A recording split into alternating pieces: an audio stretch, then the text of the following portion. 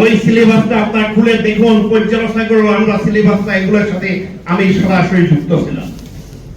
তাই যে কথাটি বলা হয়েছে যে মাদ্রাসাকে আধুনিকায়নের যে ধারা এবং এটি ইসলামকে যে বিদায়ী ধারা, এটি কিন্তু আমরা আলেমরাই করেছি, এটি শিক্ষা বিভাগের লোকেরা করে নাই। এই দায়িত্ব আমাদেরকে নিতে হবে।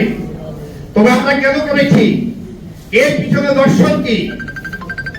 এই পিছনের দর্শনটা যদি জানতে হয় তাহলে আলিয়া মাদ্রাসার ইতিহাসের দর্শন জানতে হবে। যে কথাটি আজকে এখানে প্রমাণ দিয়ে আলিয়া মাদ্রাসার যে আলেম তৈরি, এই দেশের শিক্ষার ইতিহাস, মাদ্রাসা শিক্ষার ইতিহাস, এই দেশের প্রাচীন শিক্ষার ইতিহাস, ইসলামী শিক্ষার ইতিহাস, আলিয়া এবং কওমের ইতিহাস ওই শিক্ষার ইতিহাসের সাথে সংযুক্ত হয়েছে।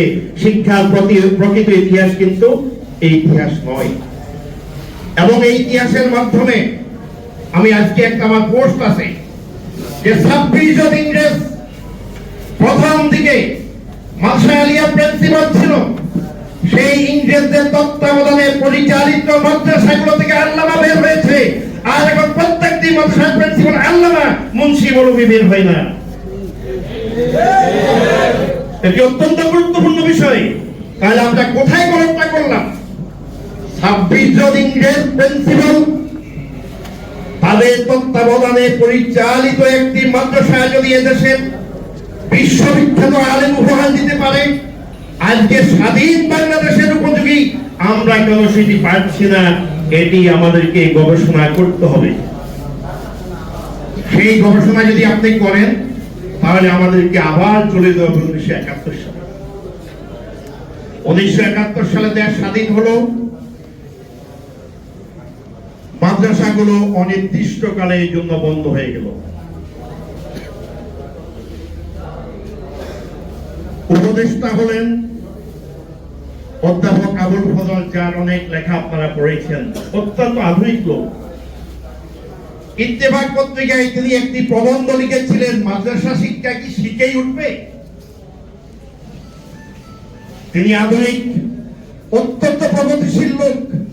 কেমন প্রগতিশীল লোক, যা আপনাকে মানব ধর্ম বই থেকে শোনাই। প্রগতিশীল লোক কেমন?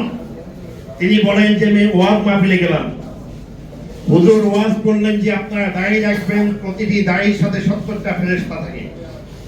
আমার মনে প্রশ্ন আসলো, একজন আলেমের দাঁড়ির সাথে এতগুলা, আল্লাহ কি আর কোনো কাজ নেই? আলহামদুলিল্লাহ। অর্থাৎ তিনি কত প্রগতিশীল, এই কথাটি আমি আপনাদেরকে বুঝাচ্ছি। সেই লোক মাদ্রাসা শিক্ষা সম্পর্কে কলম ধরেছিল। এই মাদ্রাসা শিক্ষার চরিত্র এবং বৈশিষ্ট্যকে নষ্ট করার জন্য ডক্টর কুদ্রেত খুদার শিক্ষা ব্যবস্থা চালু করা হলো। আজকে দিন পর্যন্ত আমরা যে শিক্ষা ব্যবস্থার ধারা বা ঐতিহ্য ধারণ করে আছি, সেটি কিন্তু legacy of the education system of doctor Qudrat Khuda. সেই ডক্টর কুদ্রত খুদার শিক্ষা, সেই ধারা থেকে আমরা এখনো বের হতে পারিনি।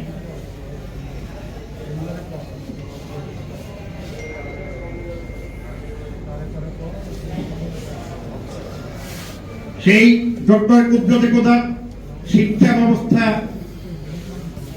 সেটি আমাদেরকে রাশিয়ান এবং ভারতীয় শিক্ষা ব্যবস্থার আদলে একটি শিক্ষা উপহার দিয়েছে। কিন্তু ডক্টর কুদ্রত খুদা এই কথা মনে রাখা দরকার ছিল, বিশ্বের মধ্যে প্রাচীন এবং বড় বড় অনেকগুলো ইসলামী শিক্ষা প্রতিষ্ঠান রয়েছে। ভারতে দেওবন্দ বলেন, সাহারানপুর বলেন, আলিগড় মুসলিম ইউনিভার্সিটি বলেন, এইভাবে বড় বড় প্রতিষ্ঠানগুলো কিন্তু সেই সেকুলার ভারতে সেই জিনিসটি তিনি চিন্তা করেন নাই যে বাংলাদেশের জন্য আমরা যে প্রতিষ্ঠানগুলো করব বড় ইসলামিক, সেই জিনিসটা থেকে তিনি বিচ্যুত হয়েছেন। আর সবচেয়ে বড় যে জিনিসটি হলো, সেটি হলো যে আমাদের কারিকুলামের মধ্যে এমন সব বিষয় ঢুকালেন যেটি আমাদের আদর্শ নাগরিক হওয়ার পথে বিশাল অন্তরায় বলে আমি মনে করি। এই জন্য আমাদের আলিম এখন বর্তমানে যে বড় আলিম হওয়ার পিছনে বড় প্রতিবন্ধক, তার মধ্যে সবচেয়ে বড় জিনিস হলো যে বইগুলো, পাঠ্য বইগুলো। মাদ্রাসা যারা শিক্ষিত তারা মাদ্রাসার বই প্রণয়ন করবে, এক সময় আপনারা দেখেছেন যে আমাদের সময় দাখিলি সাহিত্য ছিল। এখন কিন্তু ক্লাস 1-এ যা পড়ানো হয় মাদ্রাসাতেও তা পড়ানো হয়। মাদ্রাসা শিক্ষা একটি বিশেষায়িত শিক্ষা, মেডিকেল শিক্ষা একটি বিশেষায়িত শিক্ষা, ইঞ্জিনিয়ারিং শিক্ষা একটি বিশেষায়িত শিক্ষা। ইঞ্জিনিয়ারিং বিশ্ববিদ্যালয়গুলোকে যে সাধারণ কলেজ বানানো হয় না, মেডিকেল কলেজগুলোকে যেমনি ভাবে সাধারণ কলেজ বানানো হয় না, তাই বিশেষায়িত আলেম বানানোর প্রতিষ্ঠানগুলোকে এই কলেজ বানানোর পদ্ধতিটাই ছিল ভুল একটি সিদ্ধান্ত।